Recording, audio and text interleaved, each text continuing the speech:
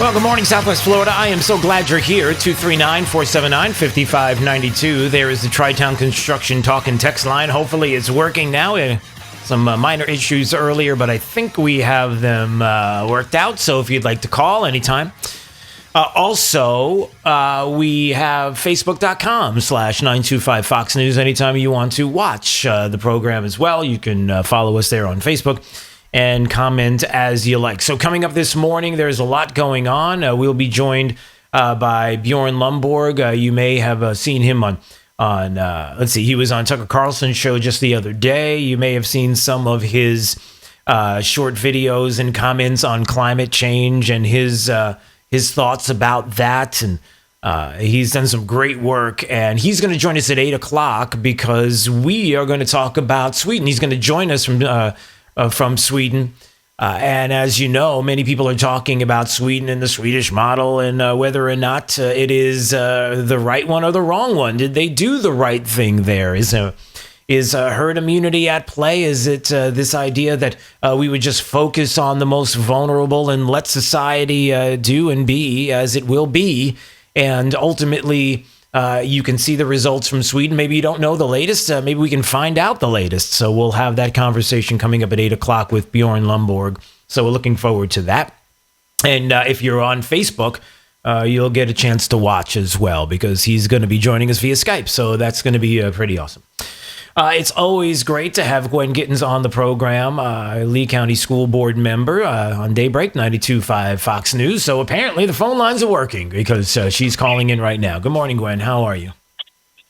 Good morning, Drew. Glad to hear that you're doing well and the rest of the community is faring through this difficult time. Yeah. How have things been going with you and with the district?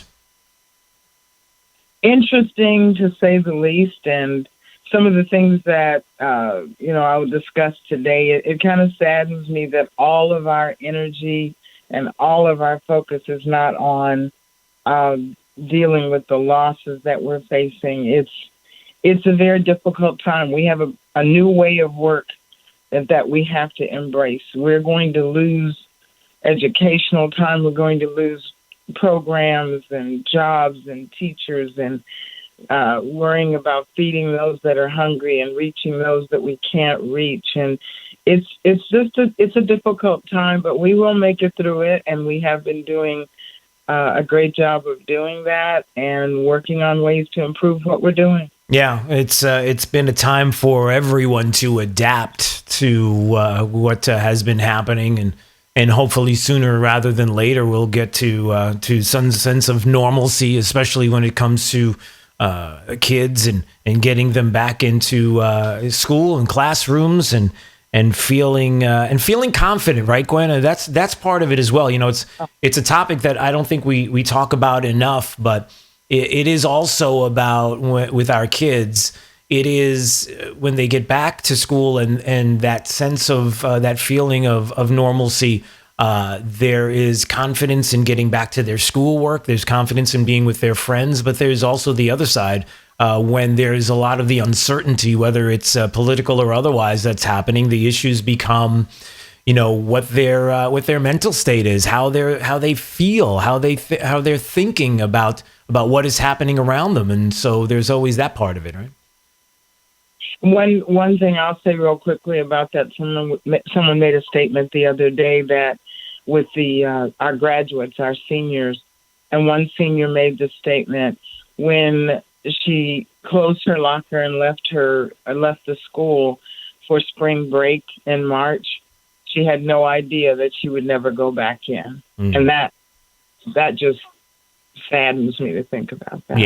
Yeah, there's no doubt. So also I wanted to ask you about some of the other issues that have been popping up lately and not pleasant. I'm just trying to understand exactly what is taking place here.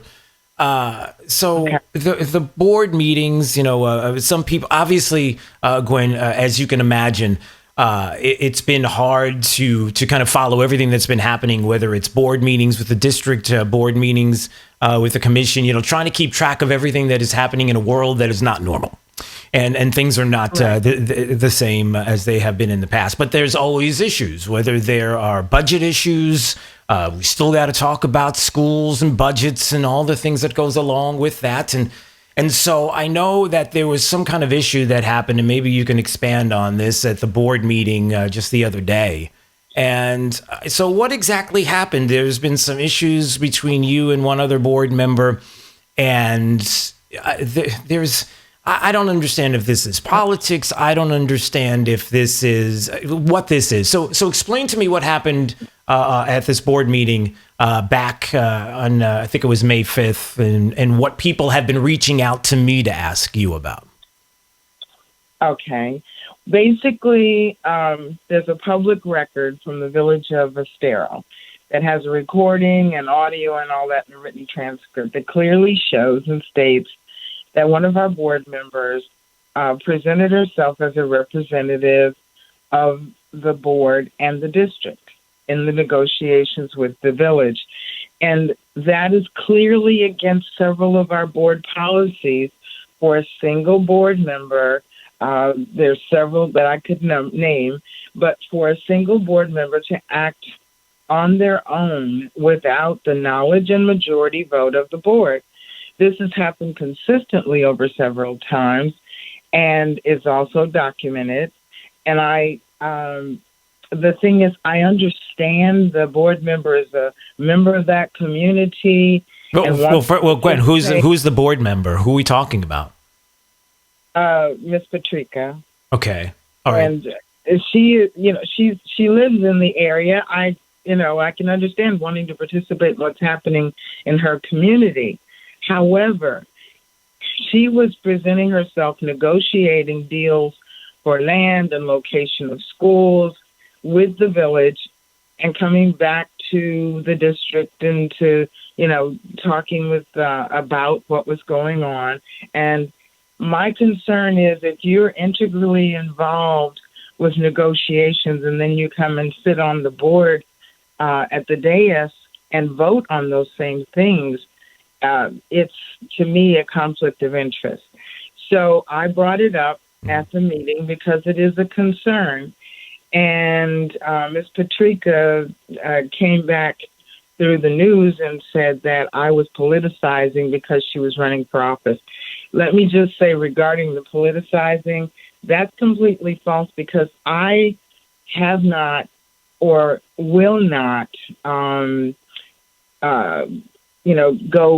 put forth any efforts toward, I can't think of the word right now, but support any one of the school board candidates. Here's why I personally think I won't do that, because in November, whoever wins will be sitting in a seat on that dais next to me, and we will be on the same team. And to me, it's not a good idea to start off with a negative impact. So if I stay neutral on that, then it makes it all better for our boardsmanship and the team building in November, whoever is sitting there. Okay, so that is not the case. So let me get to this. Gwen Gittens is joining us on Daybreak 92.5 Fox News, Lee County School Board member, talking about the issues of this board meeting on May 5th. I guess apparently that one of the board members, Ms. Patrica, was representing the board at the Village of Estero meeting. I guess one that is not something that she can do. She clearly can't represent the board herself. So you may be asking, because go ahead. It's against policy to do that, but the bigger question is, why is that so important? Right. That's what I was just going to ask you, Gwen. Like, if somebody is listening right now and they don't live in the Village of Estero and they're thinking, well, why would I worry about this? Why do I care? Well, there's a big reason why you should care. And go ahead and explain to everyone what that is. Okay. Well, the school board purchased property on Williams and Estero, next to Estero High School, to put up an elementary and a middle school. They paid, I think, like $60 million. Don't quote me exactly on the price for the property, but in the range of $60 million for that property. Hired an architect for $6 million, which I was a little concerned about because we already have plans that we own for middle and elementary schools, so I didn't understand that. They've also hired an engineer. They've hired a construction manager, and that's Lee County taxpayer money. No. Also, the village of Estero is paying for improvements on the road to accommodate the traffic going in and out of that, what they call an education complex with sports fields and all of that. That money belongs to the taxpayers of the village. And after all of that planning and everything and money was spent, we suddenly learned that there's a deal on the table to change the location from Williams Road to Three Oaks Parkway in a time that we're suffering with severe impending budget cuts. And I will not agree on spending any amount of money on a building where there's not a need. There's slow, we were informed, there's slow student growth there.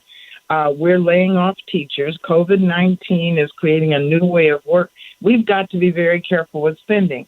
But anyway, that's what the concern is. Why, first of all, are we continuing with it? And why are we talking about abandoning, quite a few $1 million already spent? Well, what's been the answer then, Gwen? So what is the answer to you? Why is that abandoning millions that have been spent? For the longest time, I'll just say this, and this is certainly even before you were there on the board. The question has become a fiscal responsibility with the Lee County School Board. The questions have always been out there. I've been asked 1 million times about it. When we talked about the half-cent sales tax, and that all came up, and the issues that people brought up about being fiscally responsible, and the questions that people had, and when is it going to be enough in the future? Will there be a time when when the district will need more, and things will happen again, not because of a virus or anything else, but because of the fiscal responsibility that people expect, because it is about being good stewards of our money, our tax dollars. So the question I ask you is, what has been said about this? Why is this abandoning of these millions? Well, your answer is as good as mine, because we don't know that. That's part of the deal, the issue that I have, because if the board were involved in understanding, if we said and voted on the fact to have Ms. Patrica be our liaison, then she would have the responsibility of constantly coming back and letting us know what's going on. I think, Drew, one of the problems that the public does not understand that in the Lee County School District, when something goes wrong, everyone says, oh, the board did this, the board did this. Here's a clear example of what I keep saying. The board does not know everything that's going on. I mean, we're looking at a situation where they're looking to move these two schools to an area on Three Oaks, where if you just look at the map of the South Zone, there are three elementary schools and one middle school within 5 miles of that area. There's 2 thriving charter schools in the area, and a new one that will be opening up in the fall. There's just a plethora of questions. Yeah. I asked questions on Monday. Don't have the answers, but if we were to do this as it should be, collaboratively, along the way, we would know what's going on. And often we're told, well, that's not, a decision that you have to make. It is. I personally feel I was elected to watch over that fiscal responsibility. Sure. And if I don't know what you're doing, then something is wrong. I need to know. I need to know from the public, programs like yours where people call in and they say, well, I feel this or that. Then I know what the public is thinking. I'm representing them. So then I ask you this, Gwen. So what about other members? Have other members brought this up to you? Have other members talked about the problem here and the confusion and what happens next? Well, it was mentioned at the meeting about one of the other board members did mention this as well and discuss it when I did. I seem to be the one that it's bothering me the most for some reason right now, because I just don't feel that it's right. If it's okay and if everything is on, something we should do, then fine. But there's a declining student population in that area, and an increasing student population in other areas of the district that are not being addressed. Yeah. I think we're just not sitting down at the table, laying all the cards out, making sure we have all the cards and all the pieces to the puzzle, and then figuring out, is there a better way to put this puzzle back together again? That collaboration, that communication is the issue. Even when I did my part of the superintendent's evaluation, and I tell the board members all the time, communication is our issue. When we fix that, and when we realize that we all are in this together and need to share information and work together for the good of the whole, which is our students. Yeah. Well, we'll keep an eye on this, and we'll be in contact, Gwen, and you let us all know, because, again, it's about being stewards of our tax dollars. That's why everybody has a stake in this in the county. That's why it's important. And so we'll talk about this again. Gwen Gittens joining us on Daybreak 92.5 Fox News, Lee County School Board member. And we appreciate a few minutes, Gwen. All the best. We'll speak to you soon, okay? Thank you very much, and God bless everyone. Stay safe. All right. We'll see you soon.